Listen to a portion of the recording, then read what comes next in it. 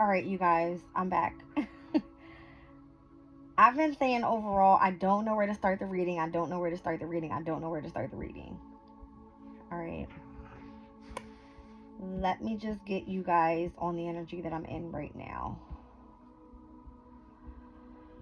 Whew. What time is it? It's 12:56. I got about another 13 minutes before I move into the hour of the moon. All right, right now I'm at the hour of Mercury. That's interesting because I'm on Moon's Day, which is Monday. All right, and the moon is currently in Sag, and it is void of course at this time, moving or ingressing into Capricorn. Okay.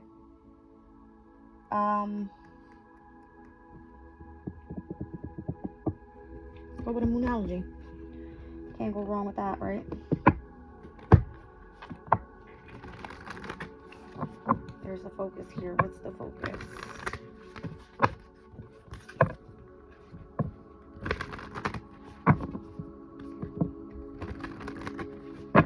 What is the focus here?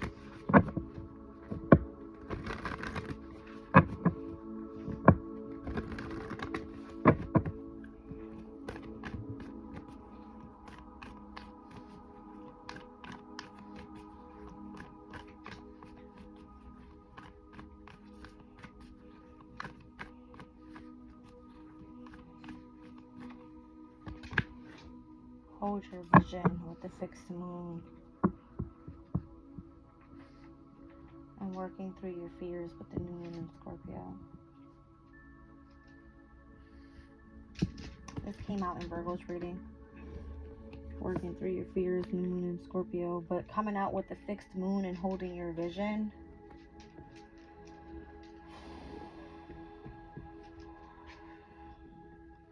I did a reading the other day, and the last quarter moons were of significance in that reading. And the very first last quarter moon that came out was the last quarter moon in Scorpio.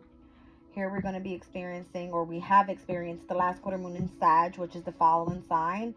And then by the end of March, April 1st, actually, we have the last quarter moon in Capricorn. So there's a significance on either the transits that are happening in these specific signs, all right, the houses that it's happening in, something pertaining to you having a specific vision. Like, notice how I just spoke about the third quarter moon, and that's kind of what I'm getting here in the picture. All right,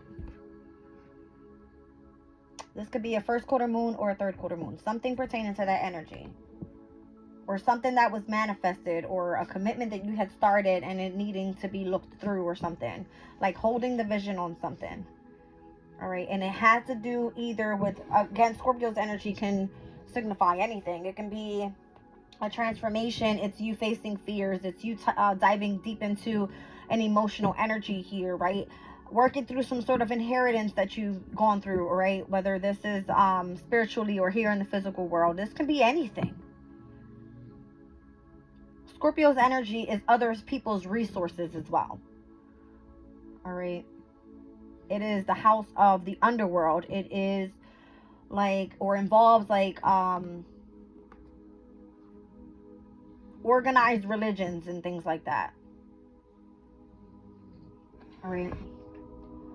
It gives me like having interest in the occult and life after death type of energy. Yeah. All right. So if you have interest in that, all right, you could do any type of spiritual work. You could work with tarot cards as I do. You could work with runes. You could work with anything. All right, anything. Psychological work, whatever. All right. It's interesting. Why am I getting Scorpio's energy? I'm just going to actually, let me pull Astro Alignment. Let me give this a good shuffle, guys. Give me a minute. I feel it's going to get heavier in the reading. I already got shivers as I move into the hour of the moon. All right. Just letting you guys know, because I feel like I'm going to start tuning more so into the energy of the subconscious. So just stick with me here. And if I'm not speaking your language, then I'm sorry.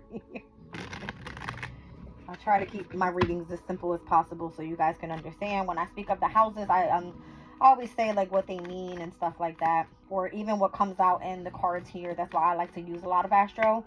So as I'm learning myself, you guys are learning with me.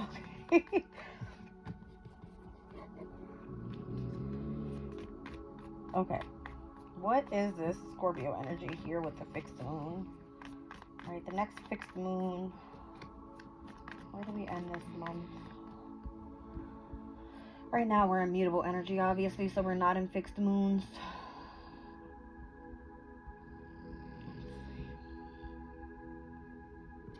The next fixed moon is going to be Taurus's moon on the 12th, the 13th, and the 14th of March.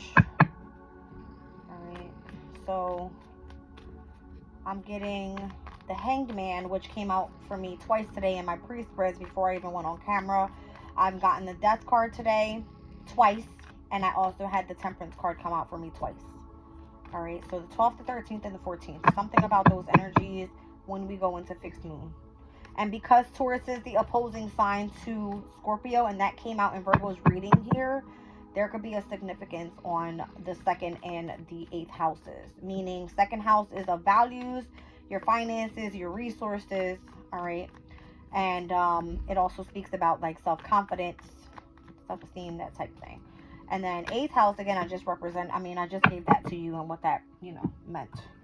So Venus's energy is here, 2nd house energy. All right, so beauty, Artie. Somebody's name is Artie. Beauty, artistry, and love.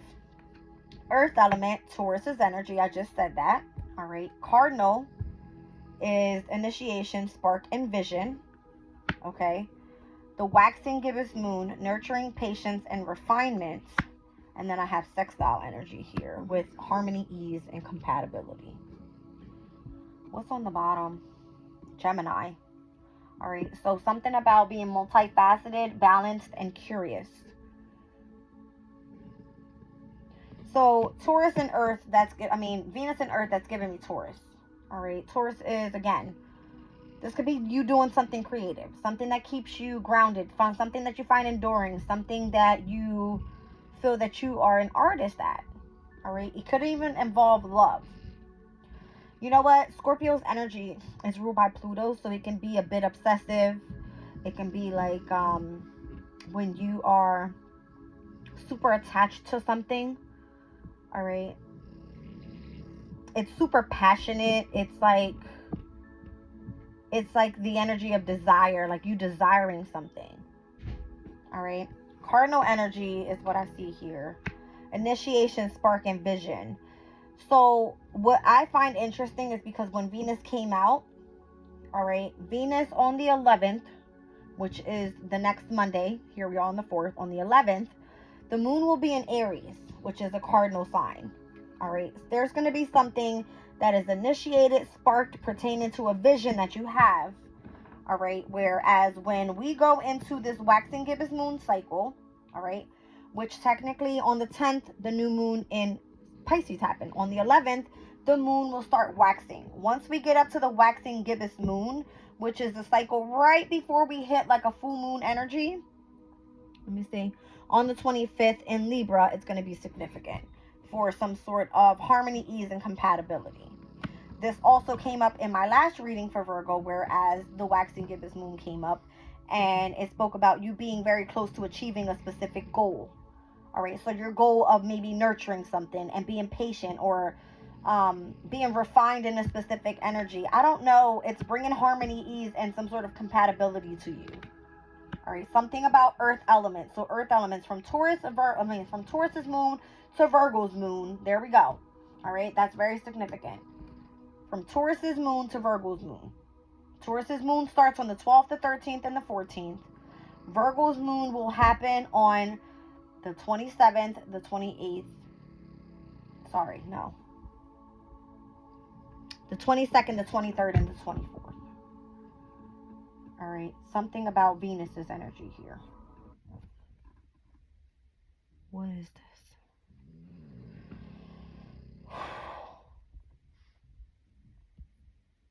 That's so weird. Okay, let me go. Spirit said, look at the calendar. All right, the 2nd, the 12th, and the 13th. Venus's energy will semi-square over to the North Node in Aries, which is cardinal energy. Semi-squares is just like tension. All right. Venus will also semi-sextile Pluto in Aquarius, so that's fixed energy. So that's a fixed energy. All right, and that's where the moon will be in Taurus at the time. Okay. Venus's energy will also quintile to Jupiter in Taurus. So Venus at this time will be in Pisces. All right. So Pisces, if it involves some sort of spark within your vision, Pisces energy, this can be used creatively. If you're using it pertaining to like either beauty or artist or doing something artistic.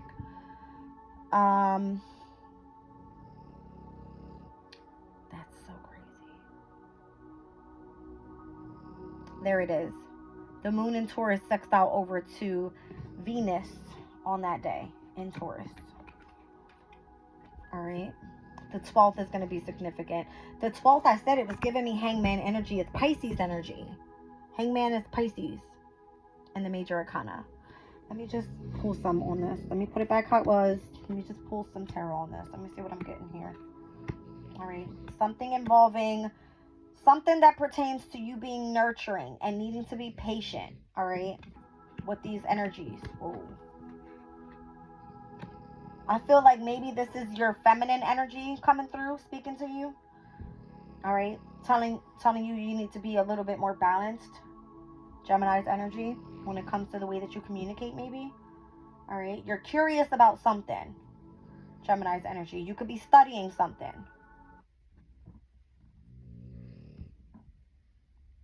Spirit's like, you're tapped in. It keeps like, I don't know, going weird on me. I'm gonna let it do its thing. All right. What is this energy, Spirit? Like, what are you telling me here?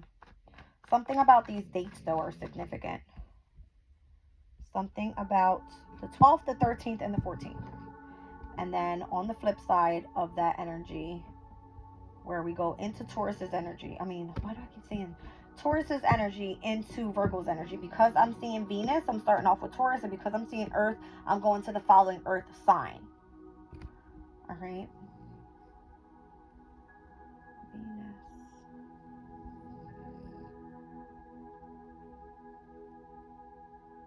Oh, I see. I see.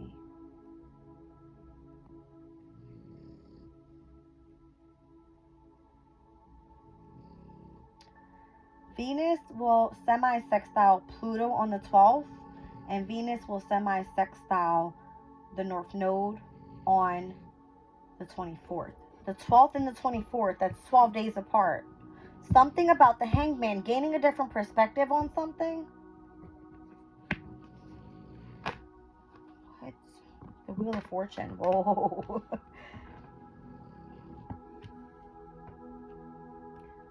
All right, so Pluto that's in Aquarius. The moon that's in Taurus.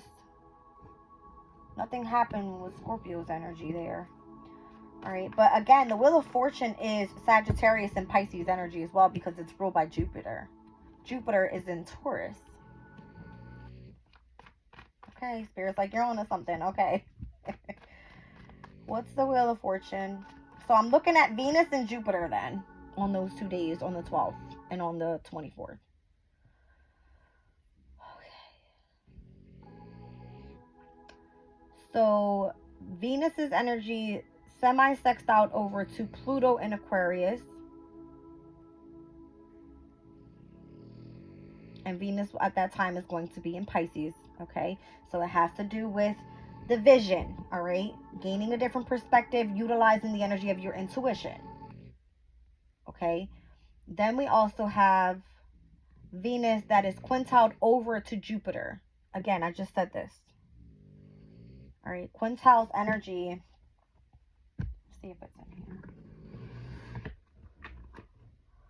Not sure if it is, but it should be. If not, I'll look it up. A quintile, I believe, is at 72 degrees. I don't have it in here, but I do have a sextile, okay, happening.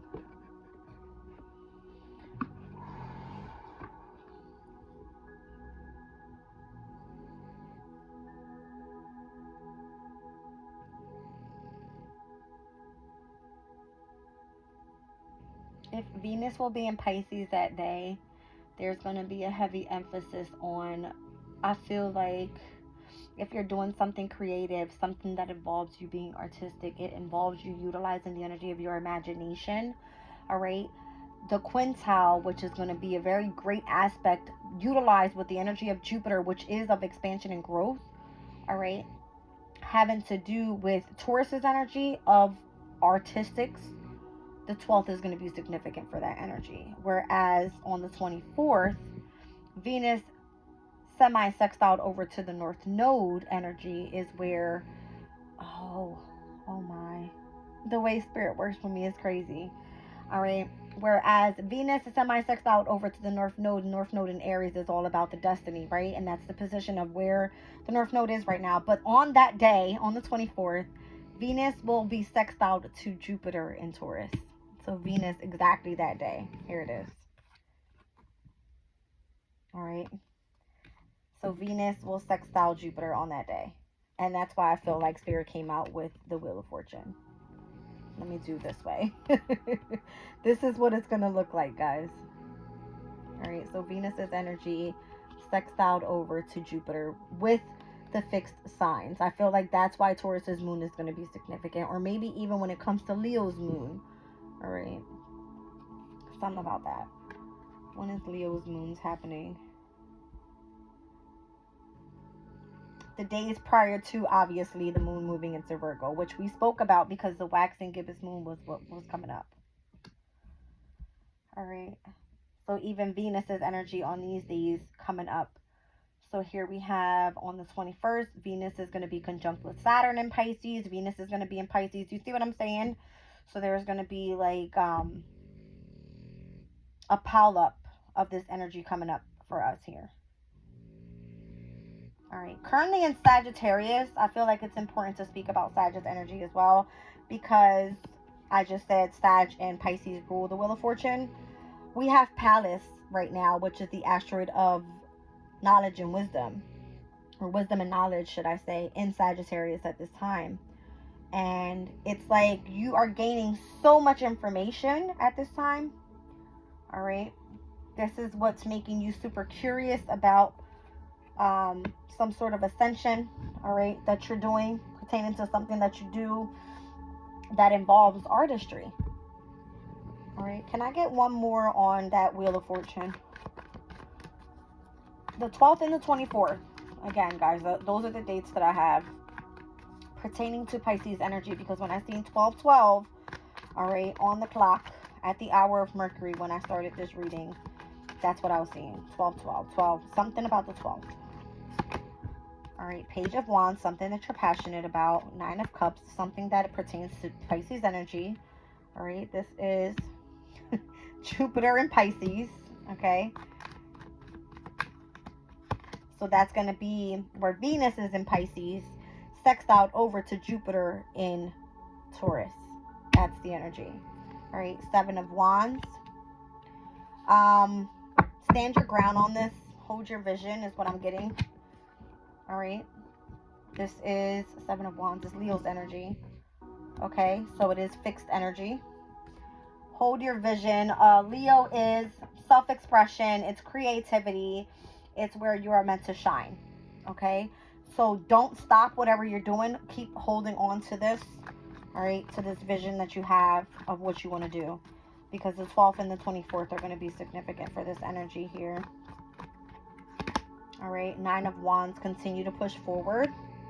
All right, that is the moon in Sagittarius. So we just had the third quarter moon in Sag. All right, moon is still in Sag right now, but that's where, if you look it up in the Moonology book, it speaks about you practicing gratitude towards things that are being presented to you, opportunities as well as experiences. All right, from the conscious universe. Let's see what else we have here. The Three of Swords, it just shows the amount of devotion and the sacrifices that you have made. All right, and not giving up. All right, I keep getting chills. All right, and King of Pentacles, and what's going to be lasting for you long term. All right, this is you building your legacy here. All All right, down at the bottom of the deck is the Eight of Swords. All right, so coming out of the energy of mental entrapment, this is Jupiter in Gemini's energy. True transit coming up this year, May 24th of 2020. I'm sorry, May 25th of 2024. Okay. As I split the deck, Three of Wands, you're waiting on this. All right, something about the energy of when Jupiter moves into Gemini. All right, something that required you to be multifaceted, balanced, and curious. With Jupiter being in Taurus right now, Venus being in Pisces, all right, you have to think about the energy. That's interesting. I just saw Neptune on the bottom of of Gemini. Jupiter in Taurus right now, okay, is an expansion of creativity. Once we see Jupiter move into Gemini, it's where if you've been curious about something, if you have it, there's going to be an expansion of that. And it involves wisdom and knowledge as well with Jupiter's energy. It's higher knowledge. So when we're looking into Gemini's energy, we're looking at something that requires us to do some sort of research. All right, so this could be a specific project you're working on. This could be something that you find to be artistic in your own way. Whereas moving forward, it does involve a bit of mental, all right, for you to continue to push forward with this project. But it's saying not to give up, all right, to be devoted to this, because wherever it's leading you, it's to the wheel of fortune. All right, it's towards your destiny, I feel, is what that's saying. And I feel like all you're waiting for is your ships to come in. You see what I'm saying? You're manifesting this. Yeah. All right. I don't know. It's a big deal. My music keeps stopping. It's weird. It's so weird. I don't know. It's asking you to work through your fears. You need to work through your fears here. When it comes to a specific project you're working on, something is meant to bring in stability for you. All right. Earth element is resources. It's your stability in your life, your security financially. It is your family. All right. Something involving love, beauty, artist. All right. That's what I'm getting from Venus's energy on this card here. All right. Something's been initiated already. All right, here we are coming out of Pisces season, moving into the spring equinox. This is what we started with. All right, cardinal earth element. It was Capricorn. That's what we started the winter solstice with. Something that was initiated, sparked in a vision that you had towards something, all right, and which required you to be very grounded, to be very enduring with whatever it was you were doing, you pushing forward and you nurturing and being patient with whatever it was that you were trying to bring to fruition is going to be bringing you some sort of harmony in your life. All right. That's what I'm getting there. All right, guys. I want to pull a crystal on this. Spirit, can you show me what this is all about? Like if it's just love, if it has to do with self. All right, something pertaining to, let's pull two cards, one for the 12th and one for the 24th. Let's see what Spirit is trying to say here with Venus and Jupiter's energy. What is a good crystal to be working with at this time? Maybe some areas we need to look into. All right, here is the 12th and here's the 24th. Wow. See what I'm saying? So obsidian is what came out. This is about observing the self, self-reflection, and knowing thyself. All right, so a heavy focus on self. And then we have for the 24th, this has to do with you having some sort of integrity, solidarity, impeccability, reliability, and consistency. Your determination, I feel, is what this Agarine card it speaks about. I'll read them out for you guys. Down at the bottom of the deck, mindfulness meditation on the present with aura light, number 8. All right, let's look into obsidian real quick. 39. Let's do a relationship message overall, because I'm getting like love here, or the relationship within yourself. All right. It says self-awareness means stopping long enough to acknowledge who you see when you observe yourself. The beautiful you and the you who is imperfect. We are all works in progress. And as you engage in honest self-reflection, You will start to see what you were overlooking, the qualities you have been seeking in a partner but have forgotten exist within you. You have so much to offer. As the ancient Greek goes, you need to know yourself. Axiom? I don't know what that means. To be authentic in any relationship, you have to know and love yourself first. Yourself just as you are, and Obsidian Spirit is here to remind you that you are awesome. All right, so obsidian is a glass-like volcanic rock that forms when lava cools rapidly without crystallization. There are many types, but the most well-known is black obsidian. The protective and grounding stone assists us in cleansing the energy field as well as in identifying and clearing old negative emotions or thought patterns. So something about the Eight of Swords is what I was saying, is the energy of mental entrapment and thinking about too many things that are affecting your overall mindset.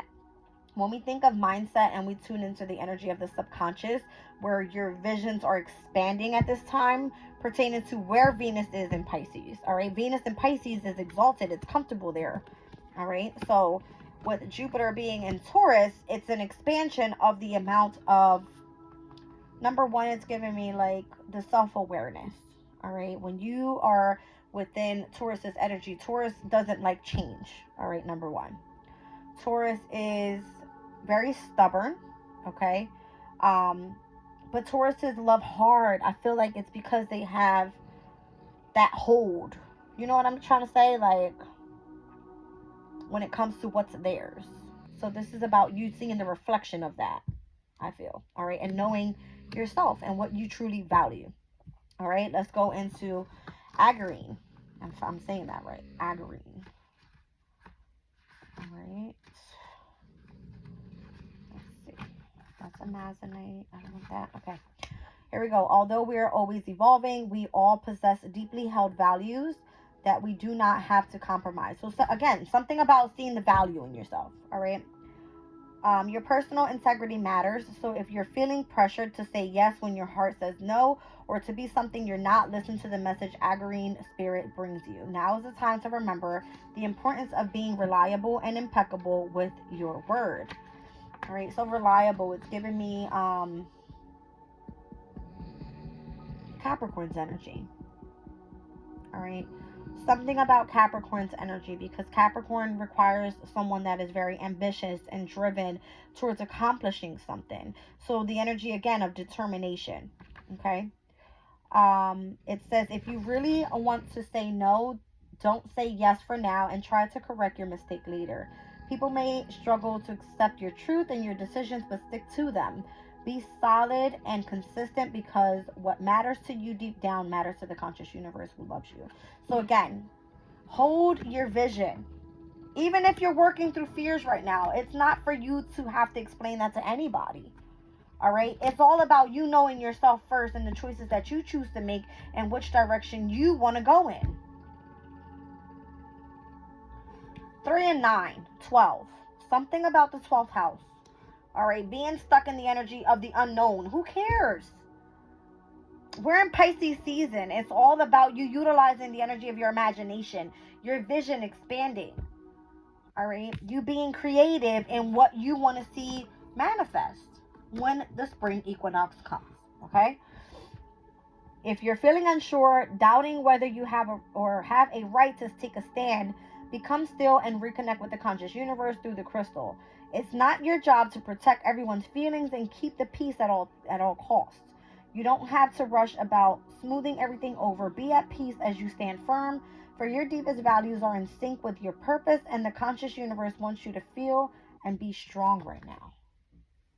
So feeling and not speaking so much. You see what I'm saying? My throat chakra is going crazy. It's all about you tuning into the energy of your emotional state. All right, and not so much on speaking so much or being so caught up in your mind about if you're making the right decisions, if you are pushing forward in the right path in life. I feel like whatever you are being called to do, whatever you feel determined about, whatever is calling for you to show ambition and drive into, be passionate about just that. That's the message. All right. I don't know, guys. It's a deeper type of. I'm telling you. I told you. I'm scared this reading is gonna go more so into the subconscious because I felt it. I already know what this energy is like. Here we are on Monday, Moon's Day. The moon is currently in Sag, void of course, moving into Capricorn. All right. The moon in Sag wants to experience adventure. All right. Wants to discover new things. Is very focused on like beliefs. All right. So I'm sorry if I went too deep into it, but it's all about knowing yourself again. All right. So something about having to gain a new perspective when I keep seeing the number 12. All right. March 12th is going to be significant. So 312. Look up the angel number. All right. March, the month of 3, number 12. 312. Look that up. All right. And then the number 1 is giving me the magician. All right. So needing to manifest something. And it came out overall with tarot. I love you guys. I'm leaving the reading there.